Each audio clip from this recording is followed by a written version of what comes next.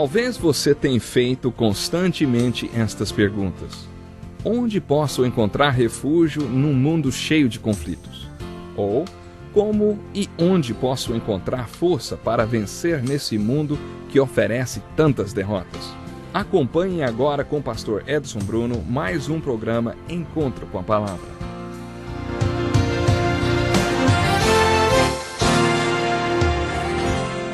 Olá, seja bem-vindo ao Encontro com a Palavra e ao estudo do Evangelho de João, versículo por versículo.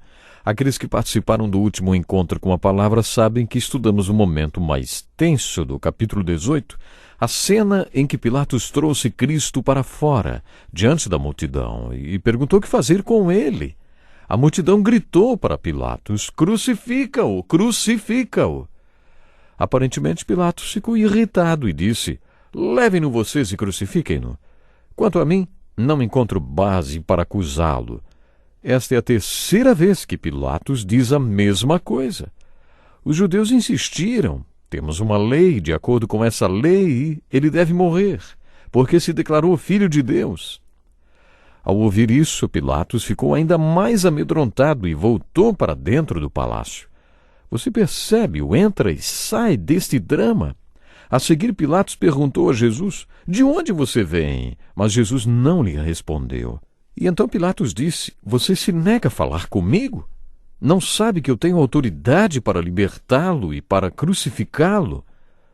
Os judeus não tinham autoridade para condenar ninguém à morte. Por isso Pilatos estava dizendo: "Eu tenho esta autoridade. Eu tenho o poder da vida e da morte." No versículo 11, Jesus respondeu: "Não terias nenhuma autoridade sobre mim, se esta não te fosse dada de cima. Por isso, aquele que me entregou a ti é culpado de um pecado maior." Provavelmente, Jesus estava se referindo a Caifás, o sumo sacerdote. Preste atenção nos versículos 12 a 16.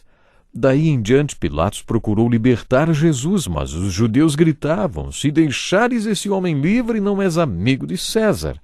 Quem se diz rei, opõe-se a César." Ao ouvir isso, Pilatos trouxe Jesus para fora e sentou-se na cadeira de juiz num lugar conhecido como pavimento de pedra, que em aramaico é Gábata. Era o dia da preparação na semana da Páscoa, por volta do meio-dia. "Eis o rei de vocês", disse Pilatos aos judeus, mas eles gritaram: "Mata, mata, crucifica-o."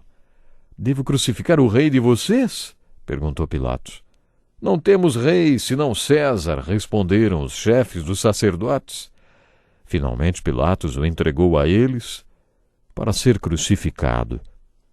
Para compreender esse diálogo entre Pilatos e os líderes religiosos, principalmente o sumo sacerdote judeu, precisamos ter uma ideia geral da vida de Pilatos. Eu já tinha prometido isso antes, não é verdade? O historiador judeu Flávio Joséfos, que viveu nos tempos do Novo Testamento, afirma que Pilatos foi o governador da Judéia no ano de 26 a.C. e durante 10 anos. Desde o início, os judeus não facilitaram as coisas para ele. Quando visitou Jerusalém pela primeira vez, seu quartel-general era na Cesareia, na Palestina, e os soldados o escoltaram como em um desfile, carregando mastros com bandeiras, e no topo dos mastros pequenos bustos do imperador Tibério. O imperador era considerado um rei por Roma, mas os judeus, depois do cativeiro, não adoraram mais ídolos e rejeitavam qualquer tipo de imagens encravada ou esculpida. Por isso, rejeitavam estes pequenos bustos do imperador. Os judeus mandavam delegações para Pilatos, insistindo que aqueles bustos fossem removidos. Como governador de Roma, ele não podia fazer nada para ajudar a religião dos judeus. Certa ocasião, os líderes religiosos pediram um encontro com Pilatos no anfiteatro para discutir essa questão. Todo o anfiteatro foi cercado pelos soldados romanos. Eu imagino que provavelmente Pilatos tenha planejado matar todos aqueles líderes religiosos. Mas aqueles judeus eram tão firmes na petição deles que se ajoelharam. Vários líderes judeus mostraram seus pescoços e disseram: "Preferimos que nossas cabeças sejam cortadas com suas espadas do que ver estes ídolos em nossa cidade santa." Naquela ocasião, Pilatos recuou. Não temos certeza quanto ao que ele fez, mas ele recuou. E isso foi uma vitória para os judeus. Mas esta relação entre Pilatos e os líderes religiosos não era nada amigável. O segundo incidente foi, em parte, um erro de Pilatos. Ele resolveu construir um aqueduto em Jerusalém porque o fornecimento de água na cidade era muito deficiente. Para arrumar recursos para este aqueduto, ele saqueou o tesouro do templo. Quando estudamos o capítulo 2, falamos sobre este tesouro. Quando os romanos conquistaram os judeus no ano 60 a.C., havia cerca de 5 ou 6 milhões de dólares no templo. Anás tinha um grande negócio organizado no pátio do templo, onde eram vendidos os únicos animais considerados puros e apropriados para o sacrifício. Por isso, para financiar as obras de Jerusalém, Pilatos saqueou o tesouro do templo. Isto causou um terrível levante com tumultos em todas as ruas da cidade. Os soldados se infiltravam no meio da multidão com roupas comuns, carregando armas escondidas. Como sinal de Pilatos, eles surravam até a morte e esfaqueavam centenas de judeus. Isto, é claro, fez com que os judeus odiassem Pilatos. E o terceiro incidente tem a ver com alguns escudos de ouro com a imagem de Tibério no palácio de Herodes. Houve tantas manifestações contra isso que o próprio imperador ordenou que Pilatos removesse a imagem dos escudos. Joséfos contou que no ano de 36 d.C.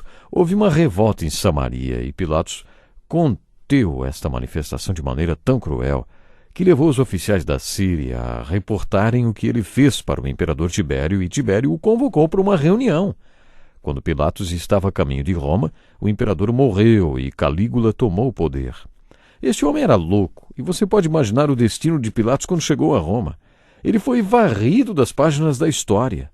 Tudo isso que acabei de contar sobre Pilatos é baseado em relatos da história secular. Não sabemos realmente o que aconteceu com ele. Talvez essas informações nos ajudem a compreender melhor o tom de hostilidade entre Pilatos e esses judeus. Pilatos odiava os líderes religiosos e eles o odiavam. Mas ele tinha o poder e esta era a única razão por que os líderes estavam ali, era a razão deles estarem ali. Tem uma frase deles nesta ocasião que realmente me surpreende. Não temos rei, senão César. Eles disseram no versículo 15. Isso não é incrível?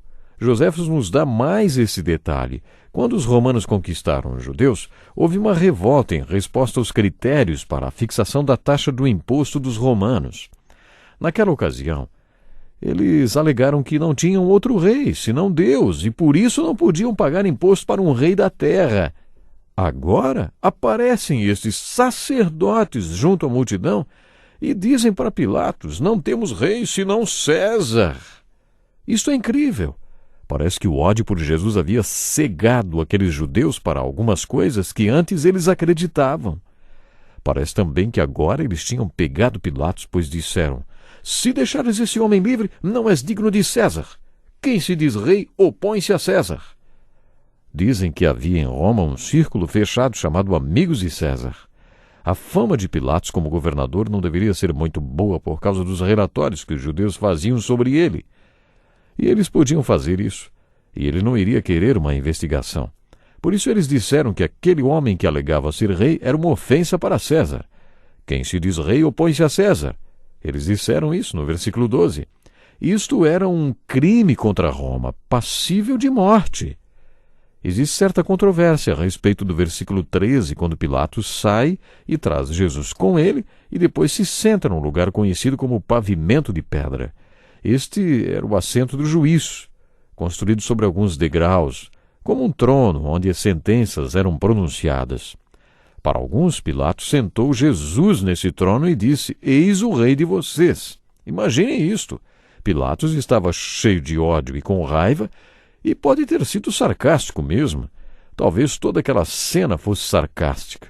Talvez sua posição fosse apenas de descaso com todo aquele procedimento. Ele estava furioso por estar sendo forçado a fazer algo que não queria. Pode ser por isso que ele ridicularizou ainda mais a Jesus. Como Jesus tinha alegado ser o rei dos judeus, ele quis colocar Jesus sobre um trono e ridicularizá-lo ainda mais.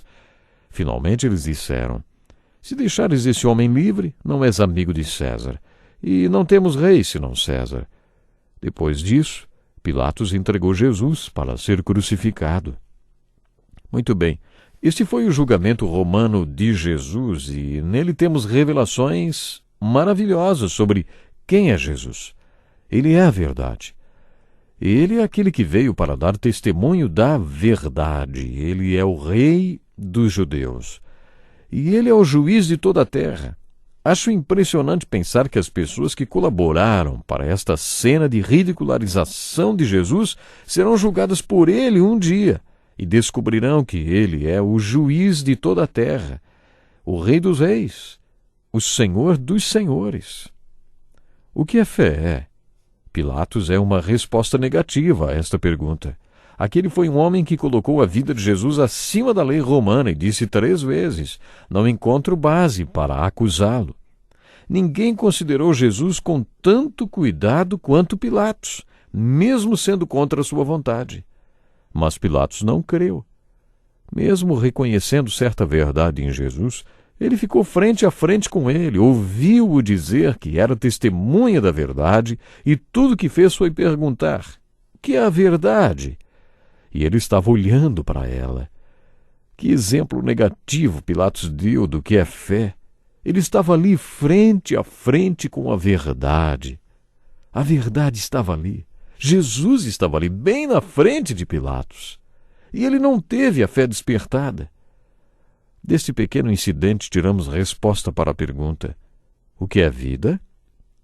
Vida é ser da verdade e saber que é da verdade, e não temer a luz, não olhar dentro de um quarto escuro à procura de uma cama preta que não está lá, mas descobrir quem é aquele que é a verdade e toda a verdade que ele nos deu.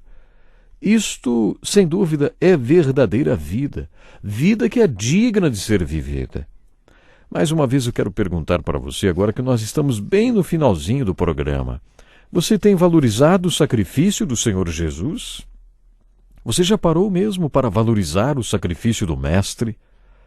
Aquilo que ele sofreu para nos dar a salvação, para nos dar o direito de vida eterna? Não esqueça que os líderes religiosos daquela época deram um mau exemplo. Eles foram terríveis. Eles nunca valorizaram o que Jesus tinha feito, nem os milagres de Jesus e muito menos aquele momento de dor em que Jesus estava começando a passar, a qual nós estamos estudando.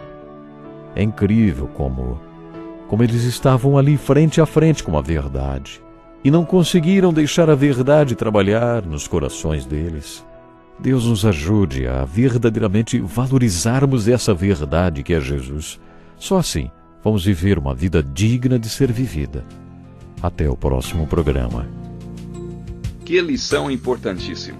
Obrigado, Pastor Edson Bruno. Prezado ouvinte, coloque em prática o que você ouviu aqui.